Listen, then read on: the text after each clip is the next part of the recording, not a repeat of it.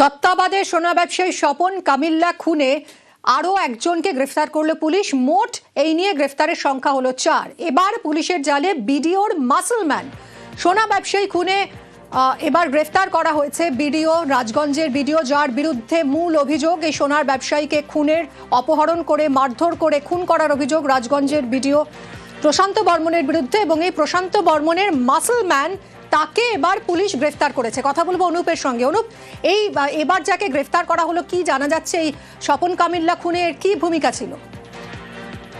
সোনা ব্যবসায়ী খুনের ঘটনা, সেই খুনের ঘটনা কিন্তু গ্রেফতার আরো এক। ইতিমধ্যে বিবেকানন্দ সরকার এলআই সোনায় তাকে গ্রেফতার করা হয়েছে। এবং মূলত এই যে গোটা ঘটনা, দাতনের বাড়িতে বিডিওর উপস্থিতি, স্বপন কামিল্লার বাড়িতে, তার সঙ্গে কিন্তু ছায়ার সঙ্গে একেবারে এই সোনাই ছিল। এবং পরবর্তী ক্ষেত্রে 28 তারিখ যে অপহরণ এবং খুনের ঘটনা, সেক্ষেত্রে কিন্তু এই সোনাই কিন্তু বিবেকানন্দ সরকার তিনি কিন্তু গোটা ঘটনায় উপস্থিত ছিলেন এবং মারধরের ঘটনাও তিনিও ঘটিয়েছিলেন। এরপরেই কিন্তু 3 অভিযুক্ত এবং গ্রেপ্তার করা হয়, তাদের মোবাইল ফোন সিজ করা হয়। মোবাইল ফোন সিজ করার পরে পরবর্তী ক্ষেত্রে দেখা যায় যে একাধিক কথোপকথন, ফোনের টাওয়ার লোকেশন থেকে শুরু করে সমস্ত মিল পায়। পরবর্তী ক্ষেত্রে ধৃতদেরকে জিজ্ঞাসাবাদ করা হয় এবং তুফান তাপা ও সদর সরকার এই দুজনকে জিজ্ঞাসাবাদ করেই কিন্তু আরো পরিষ্কার হয় তদন্তকারীরা। এরপরেই কোচবিহার এলাকা থেকে ইতিমধ্যেই গ্রেপ্তার করা হয়েছে বিবেকানন্দ সরকার এলআই সোনাই। তাকে গ্রেপ্তার করে ইতিমধ্যেই কলকাতায় আনা হয়েছে এবং আজকেই তাকে আদালতে পেশ করা হবে এবং নেওয়া হবে। কারণ গোটা যে খুনের ঘটনা ঘটেছিল সেক্ষেত্রে কিন্তু অন্যতম ভূমিকা পালন করেছিল এই সোনাই এবং ভিডিও একটা সঙ্গীত ছিলেন। ইতিমধ্যেই তাকে গ্রেপ্তার করে আজকে আদালতে পেশ করে 14 দিনের পুলিশি হেফাজতের কিন্তু পুলিশের পক্ষ থেকে আবেদন জানানো হবে। ধন্যবাদ।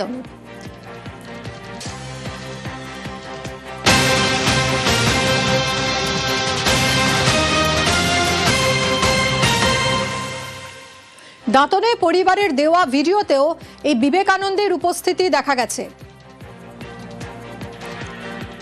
সোনা ব্যবসায়ী খুনে কল ডিটেলসে নজর, 3 ধৃতের কল ডিটেলস তদন্তকারীদের হাতে। অপহরণ, খুনের আগে পরে বিডিওর সঙ্গে ফোনে কথা, বিডিও প্রশান্ত বর্মনের সঙ্গে কথা 3 অভিযুক্তের। অভিযুক্ত তুফান সজলের সঙ্গে একাধিকবার কথা হয় বিডিওর। ধৃত গাড়ির চালক রাজু ঢালির সঙ্গে তুলনায় কম কথা হয়েছে। 3 ধৃতের ফোনের ফরেনসিক পরীক্ষা, 2-1 দিনের মধ্যেই রিপোর্ট পেলেই পদক্ষেপ। কল ডিটেলস দেখে আরও 2 জনের খোঁজে তল্লাশি চলছে।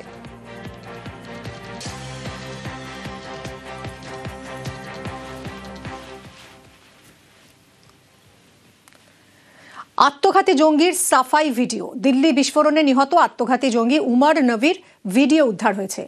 হামলার কয়েকদিন আগে এই ভিডিওয়ে আত্মঘাতী হামলার পক্ষে নানা কথা জঙ্গির, যা থেকে স্পষ্ট ডাক্তার হওয়া সত্ত্বেও তার মাথাটা কিভাবে খাওয়া হয়েছিল।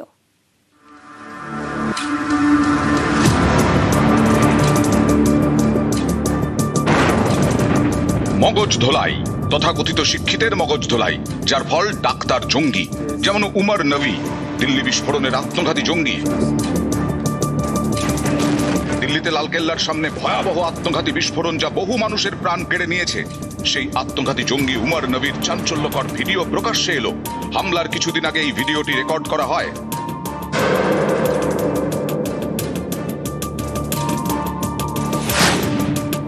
ভিডিওতে দেখা যাচ্ছে আত্মঘাতী জঙ্গি হিসেবে নিজেকে তৈরি করার পক্ষে গাল ভরা কত তত্ত্ব আওড়াচ্ছে।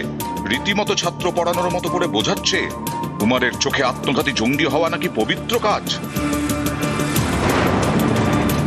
পেশায় ডাক্তার, যার কাজ প্রাণ বাঁচানো, অন্যের সেবা করা যার ধর্ম, সেই ডাক্তারের মুখেই কিনা প্রাণ নেওয়ার কথা। কিভাবে কত বেশি মানুষের প্রাণ নেওয়া যায় তার উপায় বলে দিচ্ছে এই জঙ্গি ডাক্তার। এই হচ্ছে ডাক্তার নাশকতার মডিউল, একই সঙ্গে হোয়াইট কলার সন্ত্রাসবাদী ছক। অর্থাৎ যারা তথাকথিত শিক্ষিত, যেমন একজন ডাক্তার, তার মগজ ধোলাই করে তাকে জঙ্গি বানানো। একজন ডাক্তার জঙ্গি হলে তাকে কেউ চট করে সন্দেহ করবেন না, ফলে সহজেই কাজ হাসিল। ডাক্তারকে র্যাডিক্যালাইজেশনের জন্য 2টো জিনিস দরকার, একটা হচ্ছে পাওয়ার, আর একখানা হচ্ছে অ্যাসোসিয়েশন।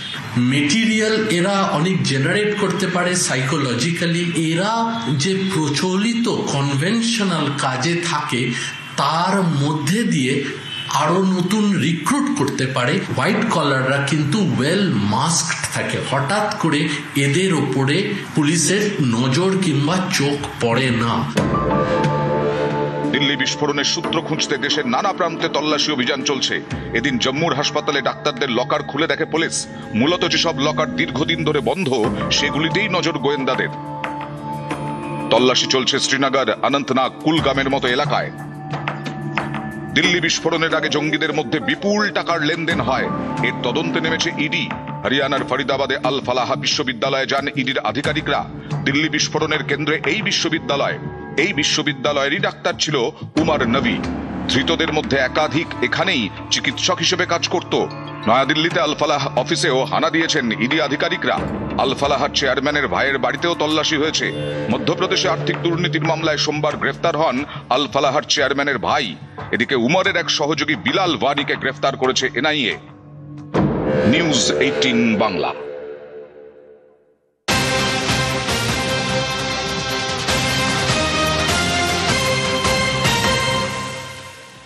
হরিয়ানার আলফালা বিশ্ববিদ্যালয় এখন যাবতীয় নজর গোয়েন্দাদের। এই আলফালা বিশ্ববিদ্যালয়ের প্রতিষ্ঠাতা ধৃত, অবৈধ লেনদেনের অভিযোগে ধৃত জাওয়াদ সিদ্দিকী। আলফালা বিশ্ববিদ্যালয়ে নাশকতার ষড়যন্ত্র হয়েছে। উমর নবী সহ একাধিক জঙ্গির বিশ্ববিদ্যালয়ে যোগ পাওয়া গেছে এবং এরপর আলফালা বিশ্ববিদ্যালয়ের প্রতিষ্ঠাতা ধৃত। মৈত্রেয়ী রয়েছে সরাসরি নয়াদিল্লি থেকে, আরো জানাবেন মৈত্রেয়ী, কি অভিযোগ রয়েছে এই আলফালা বিশ্ববিদ্যালয়ের প্রতিষ্ঠাতার বিরুদ্ধে? দেখো, জাভেদ আহমেদ সিদ্দিকী আলফালা বিশ্ববিদ্যালয়ের প্রতিষ্ঠাতা এবং চেয়ারম্যান, তার বিরুদ্ধে পিএমএলএ অ্যাক্টে এনফোর্সমেন্ট ডিরেক্টরেটের তরফ থেকে তাকে গ্রেফতার করা হয়েছে। মূলত তার বিরুদ্ধে পরিমাণ টাকা, প্রায় 450 কোটি টাকার কাছাকাছি গত কয়েক বছরে তোলা হয়েছে এই পড়ুয়াদের থেকে একাডেমিক্স এর কথা বলে, এবং সেখানে ভুল তথ্য দিয়ে এই টাকা তোলা হয়েছে এবং এটা মানি লন্ডারিং এর। মৈত্রেয়ী, একটু যদি সরে এসে কথা বলা সম্ভব হয়, কল ড্রপ হচ্ছে। আমার কথা শোনা যাচ্ছে? হ্যাঁ বলো। এনফোর্সমেন্ট ডিরেক্টরেটের কাছে বেশ কিছু তথ্য উঠে আসে এবং যেখানে দেখতে পান তারা যে প্রায় 450 কোটি টাকার কাছাকাছি উদ্ধার করে এই ইনস্টিটিউশন তুলেছে একাডেমিক্স এর কথা বলে, এবং যেখানে এই মিথ্যে প্রতিশ্রুতি দিয়ে এই টাকা তোলা হয়েছে এবং সেই কারণে এই টাকার উৎস এবং এই টাকা এক্স্যাক্টলি কোথায় কোথায় ব্যবহার হয়েছে সেটা দেখার জন্যই কিন্তু জাভেদ আহমেদ গ্রেফতার করা হয়েছে। এর আগে আমরা দেখেছিলাম যে তার ভাইকে গ্রেফতার করেছিল মধ্যপ্রদেশের পুলিশ। এবার জাভেদ আহমেদ সিদ্দিকীকে এনফোর্সমেন্ট ডিরেক্টরেট গতকাল সন্ধ্যে নাগাদ গ্রেফতার করে এবং তাকে দিল্লির একটি কোর্টে তোলা হলে তাকে আপাতত 13 দিনের এনফোর্সমেন্ট ডিরেক্টরেটের রিমান্ডে দেওয়া হয়েছে। ধন্যবাদ মৈত্রেয়ী।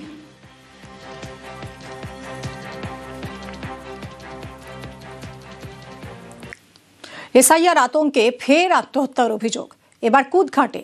হুগলিতে আরেক ছবি। 2002 সালের ভোটার তালিকায় শতায়ু ব্যক্তির নাম নেই বলে দাবি। উত্তর দিনাজপুরেও একাধিক অভিযোগ উঠছে, দেখুন। ওই মাথায় ঘুরছে ওইটাই যে আমার ছেলেদের কি ধরে নিয়ে যাবে, আমরা কি এই দেশে থাকতে পারবো না, এই চিন্তা করে করে উনি এইটা গেল। কুদঘাটের পূর্ব পুটিয়ারের বৃদ্ধা যমুনা মণ্ডল সোমবার আগুনে পুড়ে তার মৃত্যু হয়।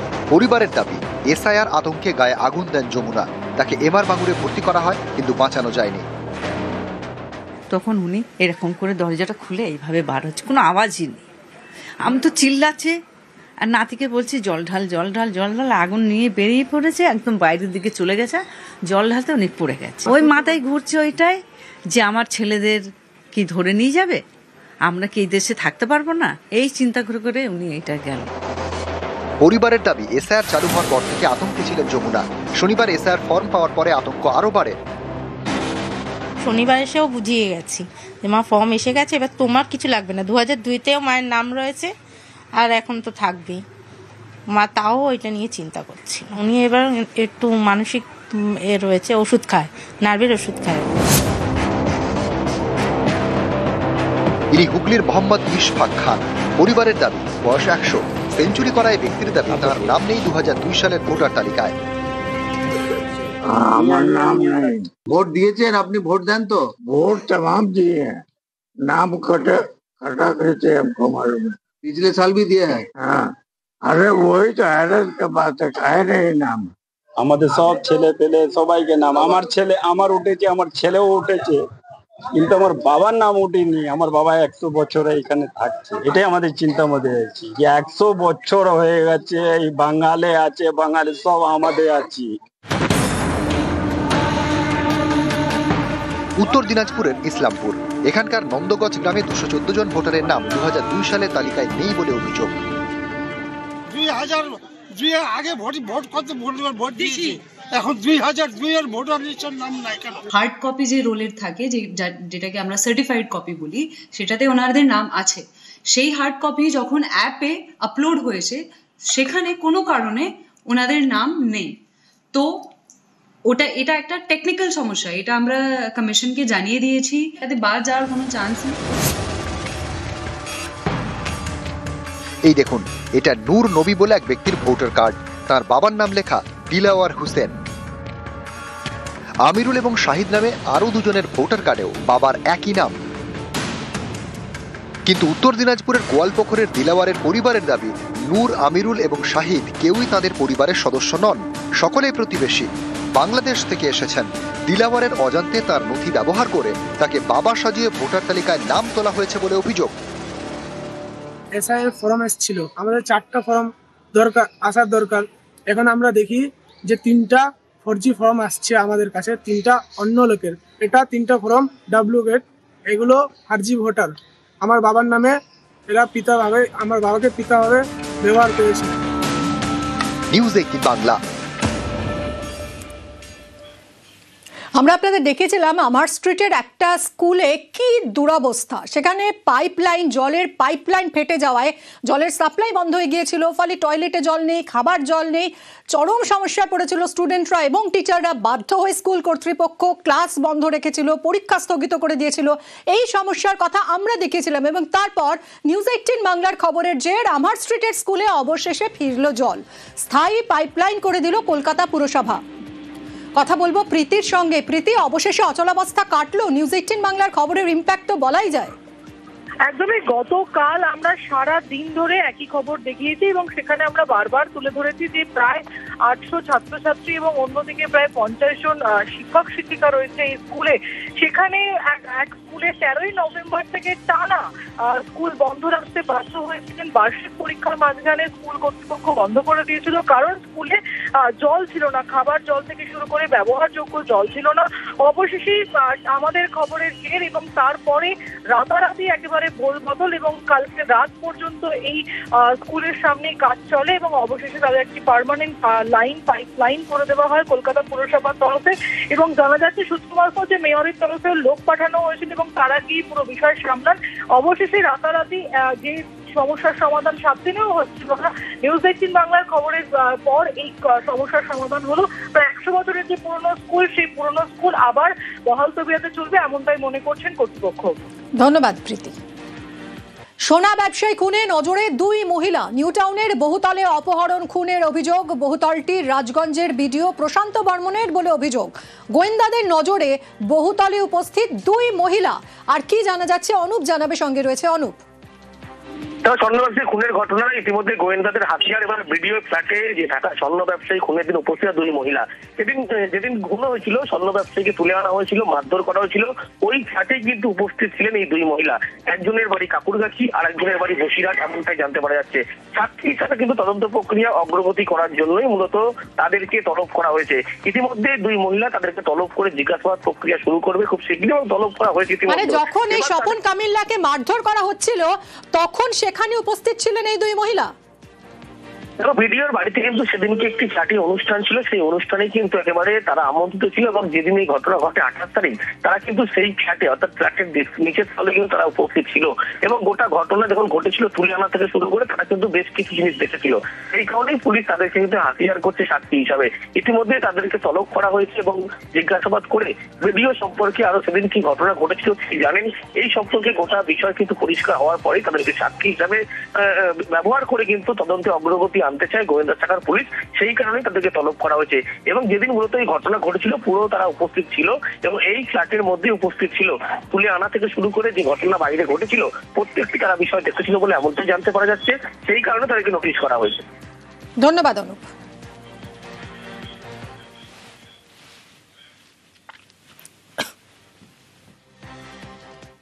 স্কুলের জায়গা বিক্রি সহ একাধিক দুর্নীতির অভিযোগ প্রধান শিক্ষকের বিরুদ্ধে। নবান্নে অভিযোগ স্কুল পরিচালন সমিতির সভাপতির। আরো জানবো, কথা বলবো পঙ্কজের সঙ্গে। পঙ্কজ, কি অভিযোগ করা হচ্ছে এই প্রধান শিক্ষকের বিরুদ্ধে? মিমি, একেবারে পটাশপুর থানা ধকড়াবাঁকা, যেখানে ধকড়াবাঁকা দেশপ্রাণ শিক্ষা নিকেতন যে স্কুল রয়েছে, সেই স্কুলের প্রধান শিক্ষকের বিরুদ্ধে ভুরি অভিযোগ আনছে পরিচালন সমিতির সভাপতি। অর্থাৎ যেখানে স্কুল পরিচালন সমিতি অভিযোগ বা দাবি করছেন, যেখানে প্রধান শিক্ষক সবকিছু পরিচালন সমিতিকে আড়ালে রেখে স্কুলের সম্পত্তি জায়গা বিক্রি করছে এবং মিড ডে মিল সহ যে ভোকেশনালে বিভিন্ন যে টাকা ঢোকা নিয়ে সমস্ত যে সিগনেচারের দরকার হয় যে পরিচালন সমিতির, সেক্ষেত্রে পরিচালন সমিতির কোনো সই না স্বাক্ষর করে কিন্তু তাদের আড়ালে রেখে এই প্রধান শিক্ষক দুর্নীতি করছে বলে এমনটাই অভিযোগ করছে। যেখানে প্রধান শিক্ষকের বিরুদ্ধে শিক্ষা দপ্তরে অভিযোগ জানায় এবং থানায় অভিযোগ জানায়, শেষমেশ কি করলো, এবারে কিন্তু একেবারে নবান্নে অভিযোগ করলেন পরিচালন সমিতির সভাপতি।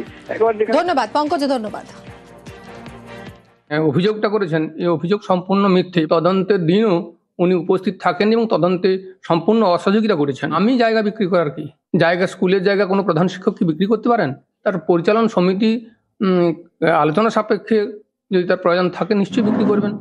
জায়গা বিগত অনেকদিন আগে বিক্রি হয়েছে। উনি উদ্দেশ্য প্রণোদিতভাবে বিদ্যালয়ের প্রধান শিক্ষক এবং সমস্ত শিক্ষককে হ্যারাস করার চেষ্টা করছেন। উনি নিজেই ম্যানেজিং কমিটির মিটিংয়ে আসেন না, যখন জানানো হয় উনি তা খাতায় সই করেন না এবং না সই করার ফলে স্পিড পোস্টে সমস্ত মিটিংয়ের চিঠি আমরা পাঠিয়েছি। প্রত্যেক শিক্ষক নিয়মিতই আসেন। স্কুলটা হয়তো মাস্টারগুলো একটু লেট করে ফেলে, টাইম মতো ঢুকে না। স্কুলটা পরিকাঠামো ঠিক মতো হচ্ছে না, নিয়োগ ঠিক মতো হচ্ছে না। 11টা বেজে যায়, 10টা হলে ঢুকার কথা সেটা ঢুকে না।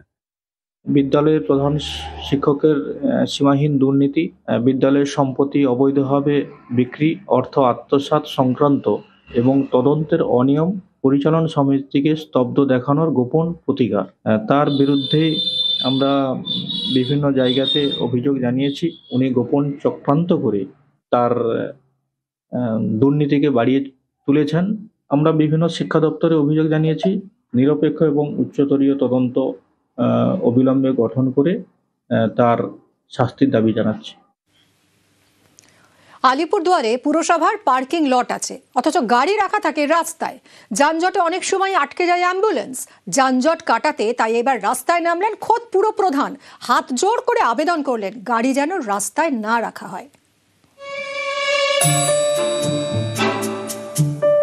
আলিপুরদুয়ারে অন্য ছবি। হাত জোড় করে রাস্তায় নেমে পড়েছেন আলিপুরদুয়ার পুরসভার প্রধান বাবলু কর। করজোড়ে আবেদন করছেন, প্লিজ রাস্তায় গাড়ি রাখবেন না, হাসপাতালের সামনে রাস্তায় জ্যাম হয়ে যাচ্ছে। এখানে পার্কিং জোন করেছি, মানুষের কাছে আমাদের হাত জোড় করে আমরা অনুরোধ করলাম যে আগামীকাল থেকে যারা রাস্তা দখল করে আছে সরে যেতে, এবং যারা গাড়ি যেখানে সেখানে রাখে তাদেরকে অনুরোধ করা হলো আগামীকাল থেকে যদি না রাখে সময় জায়গা মতন, তাহলে তাদের বিরুদ্ধে স্টেপ নেওয়া হবে এবং ফাইন করা হবে। সবাই রাস্তার উপরেই বা গাড়ি রাখছেন কেন? শহরে পার্কিং এর কোনো জায়গা নেই? পুরসভার বানিয়ে দেওয়া পার্কিং জোন আছে, কিন্তু এখনো মানুষ সচেতন হননি। তাই গাড়ি রাখা থাকে রাস্তায় আর পার্কিং লট ফাঁকা। যানজট হয় না, গাড়ি ঘোড়া রাখে সাইডে, তো এগুলোই সরাই রাখতে বললো, রাখবো আমরা। কি সমস্যা কি হয়? সমস্যা অ্যাম্বুলেন্স ঢুকতে অসুবিধা হয় গাড়ি ঘোড়া থাকলে সাইডে। পার্কিং থাকার পরেও তা সত্ত্বেও এই রোডটা এখনো পর্যন্ত সেরকমই রয়েছে। মানুষজন যেখানে পাচ্ছে গাড়ি ঘোড়া রেখে দিচ্ছে। তো আজকে প্রশাসনরা এবং পৌরসভার কর্তারা এসেছে, আজকে বলা হলো, আজকে অ্যাওয়ারনেস করা হলো, আগামী দিন থেকে তাদের উপর চালান করা হবে যারা রাস্তার উপরে গাড়ি রাখে। মানুষকে সচেতন করতে এবার রাস্তায় নেমেছেন পুরপ্রধান। প্রথমে হাত জোড় করে বোঝানো, তারপর জানিয়ে দেওয়া আগামী দিনে রাস্তায় গাড়ি রাখলে ফাইন। শুধু গাড়ি কেন, এই যে রাস্তার উপরেই ঝালমুড়ি ফুচকা, তাতেও তো যানজট হচ্ছে। হাসপাতালের সামনে রাস্তায় অ্যাম্বুলেন্স যেন কোনোভাবেই না আটকায়, তা দেখার দায়িত্ব সবারই। রাস্তায় নেমে ডেকে ডেকে সবাইকে সেটাই বোঝাচ্ছেন পুরো প্রতিনিধিরা, প্রয়োজনে হাত জোড় করে। আলিপুরদুয়ার থেকে রাজকুমার কর্মকার, নিউজ 18 বাংলা। রাজ্য সরকারের বাংলার বাড়ি প্রকল্প, এই প্রকল্পে বাড়ি তৈরির সংখ্যায় গত বছর 1 নম্বরে ছিল নদিয়া। এবছরও একেবারে প্রথম স্থান ধরে রাখতে নদিয়া জেলা প্রশাসন কোমর বেঁধে ময়দানে নেমে পড়েছে। বাড়ি বাড়ি গিয়ে নথি যাচাইয়ের কাজ করছেন জেলা শাসক। আগে টালির ঘর ও তাবু দেওয়া উপরে ভাঙাচোঙা করে থাকতাম, কষ্ট উপর থেকে জল পড়তো, কতবার ফটো তুলে নিয়ে গেছে, কেউ ঘর দেয় নাই। কেন্দ্র সরকার বঞ্চনা করেছিল, রাজ্য সরকার ঘর দিল। খুশি, আমরা খুশি, রাজ্য সরকারকে ধন্যবাদ জানাচ্ছি।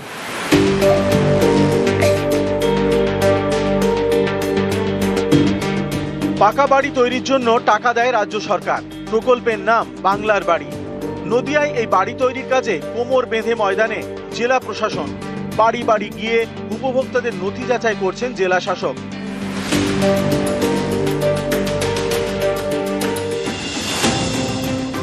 গত বছর বাংলার বাড়ি তৈরির কাজে রাজ্যের বেশ কিছু জেলায় ঢিলেমি দেখা গিয়েছিল। এই নিয়ে নবান্নে রিপোর্ট দেয় পঞ্চায়েত দপ্তর। দ্রুত কাজ শেষ করার নির্দেশ দেওয়া হয় নবান্ন থেকে। নদিয়ায় কিন্তু একেবারে অন্য ছবি। জেলা প্রশাসনের দাবি, গত বছর সবচেয়ে বেশি বাংলার বাড়ি তৈরির নিরিখে 1 নম্বরে ছিল নদিয়া। এবছরও সেই 1 নম্বর জায়গাটা ধরে রাখতে কোমর বেঁধে ময়দানে নদিয়া জেলা প্রশাসন। রাজ্যের মধ্যে সব থেকে বেশি হাউস কমপ্লিশন আমাদের জেলাতেই হয়েছে। আমরা সেদিক থেকে প্রথম দিকেই একেবারে রয়েছি। আমরা রাজ্য সরকারের থেকে মোট 85,633টি আমরা লিস্ট পেয়েছি এবং এরপরে আমরা খসড়া তালিকা প্রকাশ করেছি। ইউনিয়ন রেজিস্ট্রেশনের মধ্যে দিয়ে যদি কোনো এরর থাকে তাহলে সেটা ধরাও পড়ে এবং ডিএম স্যার নিজে সন্ধ্যের পরেও রাত্রিরেও তিনি বাড়ি বাড়ি ভিজিট করছেন, ভিজিট করে দেখছেন যে যাতে কোনো উপযুক্ত উপভোক্তা তার নাম যাতে বাদ না যায় আর ভুলভাবে যাতে কোনো নাম না ঢোকে।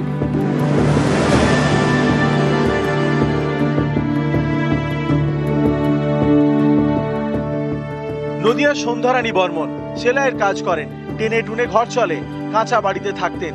বৃষ্টি হলেই ছাদ চুইয়ে জল পড়তো, সেই দুর্ভোগ মিটেছে। রাজ্য সরকারের বাংলার বাড়ি প্রকল্পে এখন তার পাকা বাড়ি। আগে টালির ঘর ও তাবু দেওয়া উপরে ভাঙাচোঙা করে থাকতাম, কষ্ট উপর থেকে জল পড়তো, কতবার ফটো তুলে নিয়ে গেছে, কেউ ঘর দেয় নাই। কেন্দ্র সরকার বঞ্চনা করেছিল, রাজ্য সরকার ঘর দিল। খুশি, আমরা খুশি, রাজ্য সরকারকে ধন্যবাদ জানাচ্ছি। নদিয়ার আরেক বাসিন্দা নমিতা দুর্লভ। ঘর বলতে টালির চাল, টিনের দেওয়াল। অভিযোগ, কেন্দ্রীয় সরকারের আবাস যোজনায় আবেদন করে ঘর মেলেনি। এবার তার ভরসা বাংলার বাড়ি প্রকল্প। অনেকে এর আগে ছবিও তুলে নিয়ে গেছে, তা কেন্দ্র সরকার আমাদের ঘর দেয়নি। এবার আবার সেটি মেম্বার, তারপর ডিএম সব এসেছিল, রাজ্য সরকার শুনছি এবার ঘর দিচ্ছে। এবার তা আমরা যদি ঘরটা পাই তাহলে মানে ইনকোয়ারি সব হয়ে গেছে, তাহলে আমি একটু ঝড় বৃষ্টির দেয় আমি একটু বাঁচি। নদিয়া থেকে সমীর রুদ্র, নিউজ 18 বাংলা।